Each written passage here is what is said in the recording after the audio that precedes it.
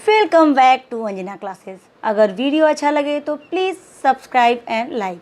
हाँ, तो पहले वीडियो में हमने पढ़ा था हरिहर काका पार्ट 1।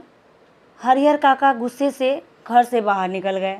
तो आगे क्या हुआ ये आप जानने के लिए बहुत उत्सुक होंगे ना। तो चलिए आगे की कहानी शुरू करते हैं। इधर से हरिहर काका गुस्से में घर से निकले और उधर से महंत जी ठाकुरवाड़ी से।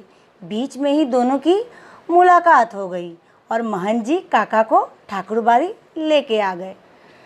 काका को समझाते हैं, हरिहर ये मोह माया छोड़ो, तुम भगवान के सच्चे भक्त हो। घर परिवार सबको छोड़ भगवान की शरण में आ जाओ।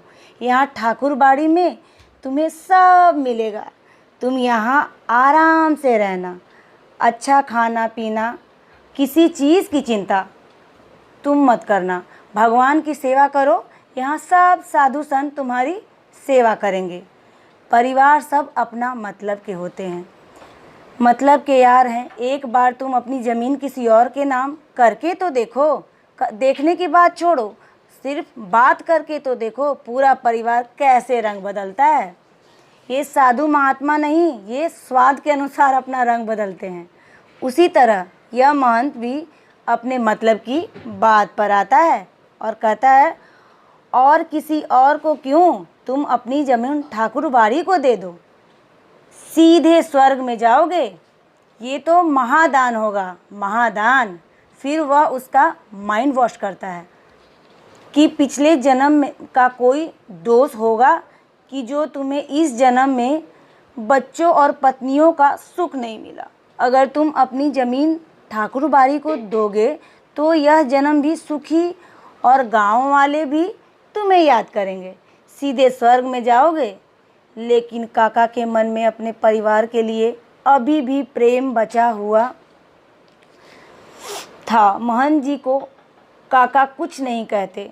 वह अपने नौकरों को बुलाते हैं, महंत जी नौकरों को बुलाते हैं और कहते हैं, काका के लिए बिल्कुल स्वादिष्ट खाना बनना चाहिए।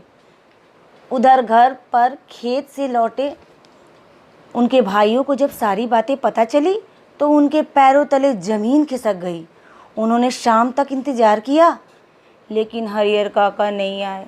तब भी नहीं आए तो क्या था। इंतज़ार करते करते जब वो थक गए तो तीनों ठाकुरबाड़ी पहुंच गए। उन्हें यही चिंता थी कहीं महंत जी हरिहर काका को उल्टा सीधा ना सिखा दें। भाइयों ने हरिहर को घर चलने के लिए कहा तो महंत जी को तो मक्खन लगाना था ना। तो उन्होंने कहा कि आज भगवान की शरण में ही रहने दो इन्हें, मन की शांति मिलेगी। उस दिन ठाकुरबाड़ी में बहुत सेवा हुई काका की। जीवन में इतना सुख तो उन्हें कभी नहीं मिला था, दोनों पत्नियों से भी नहीं। यहाँ काका मज़े कर रहे थे और वहाँ उनके भाइयों की नींदें उड़ी पड़ी थी। सुबह होते ही तीनों भाई ठाकुरबाड़ी पहुँचे। वो काका के गले लगकर रोने लगे और अपने खून के रिश्ते की दुहाई देने लगे और कहा, पत्नियों को सजा देंगे। काका पीछे की सारी बातें भूल जाओ। और काका पीछे की सारी बातें भूलकर भाइयों के साथ घर आ गए। घर पहुंचने पर तो काका को घर वालों का अलग ही रूप दिखा। छोटे बड़े सब उनकी इज्जत करने लगे।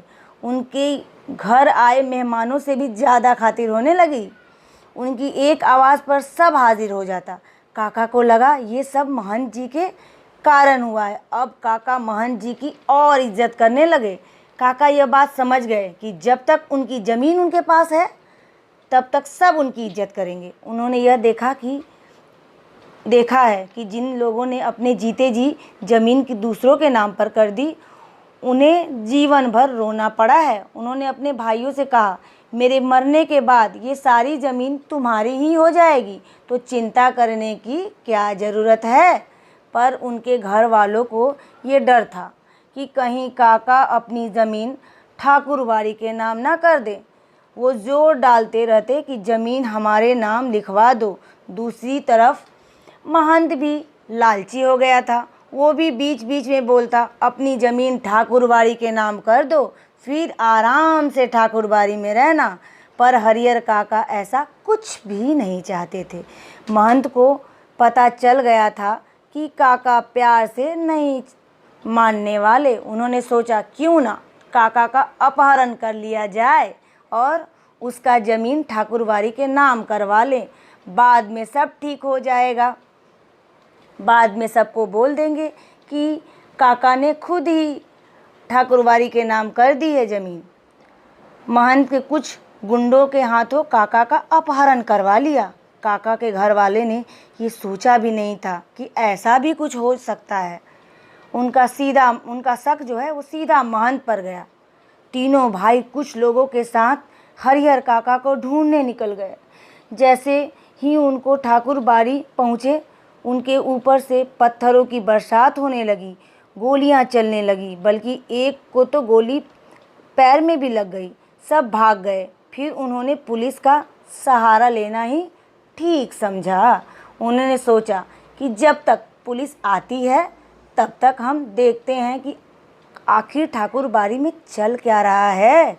उन्होंने देखा कि महंत और पुजारी काका से ज़बरदस्ती किसी कागज़ पर अंगूठा लगवाने की कोशिश कर रहे थे।